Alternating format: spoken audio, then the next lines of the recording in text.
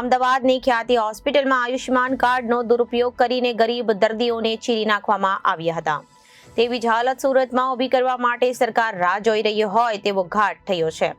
દક્ષિણ ગુજરાતની સૌથી મોટી સુરત નવી સિવિલ હોસ્પિટલમાં 3 મહિનાઓથી હૃદય રોગના નિદાન માટે કેથલેબ મશીન અને ટેકનિશિયન આવી ગયો છે, પરંતુ હજુ સુધી ઉપચાર કરવામાં આવતા નથી. અમદાવાદની ખ્યાતિ હોસ્પિટલમાં આયુષ્યમાન કાર્ડનો દુરુપયોગ કરીને ગરીબ દર્દીઓને ચીરી નાખવામાં આવ્યા હતા. તેવી જ હાલત સુરતમાં ઊભી કરવા માટે સરકાર રાહ જોઈ રહી હોય તેવો ઘાટ થયો છે. દક્ષિણ ગુજરાતની સૌથી મોટી સુરત નવી સિવિલ હોસ્પિટલમાં 3 મહિનાઓથી હૃદય રોગના નિદાન માટે કેથલેબ મશીન અને ટેકનિશિયન આવી ગયા છે, પણ સિવિલ તંત્ર ગંભીરતા દાખવતું નહીં હોવાથી આ મશીનનો લાભ ગરીબ લોકોને મળતો ન હોવાથી હાલાકી ભોગવી રહ્યા છે. દક્ષિણ ગુજરાત અને આજુબાજુના રાજ્યોમાંથી ગરીબ અને મધ્યમ વર્ગના દર્દીઓ સારવાર માટે સુરત નવી સિવિલ હોસ્પિટલમાં આવે છે.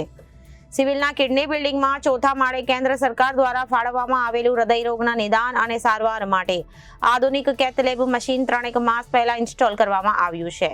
આધુનિક મશીન પર એન્જિયોગ્રાફી અને એન્જિયોપ્લાસ્ટી કરવામાં આવશે. કેથલેબ મશીનનો ઉપયોગ કરવા માટે 2 ટેકનિશિયન નિમણૂક પણ કરવામાં આવી છે.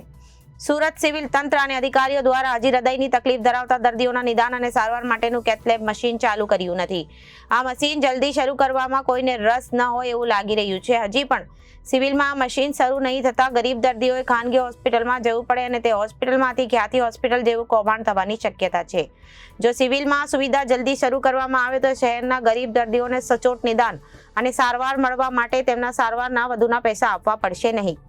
સુરત સિવિલ હોસ્પિટલના તંત્ર દ્વારા મળતી માહિતી પ્રમાણે પ્રધાનમંત્રી સ્વાસ્થ્ય સુરક્ષા યોજના અંતર્ગત સિવિલમાં સુપર સ્પેશિયાલિસ્ટ સેવા શરૂ કરવામાં આવશે.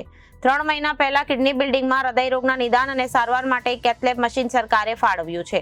તે મશીન 2-4 મહિનામાં કાર્યરત થશે. અમદાવાદની યુએન મહેતા હોસ્પિટલના અધિકારીઓ દ્વારા અહીં માર્ગદર્શન આપી સુપરવિઝન કરાશે. તે પ્રમાણે હાલમાં આઈસીયુ સહિતની જરૂરી સુવિધા માટેની કામગીરી કરવામાં આવી રહી છે. આ માટે ટેકનિશિયનની અને કાર્ડિયોલોજી વિભાગ માટે એક પ્રોફેસરની હાલ નિમણૂક કરવામાં આવી છે. Reporter Arvind Rathod, Janadesh news, Surat.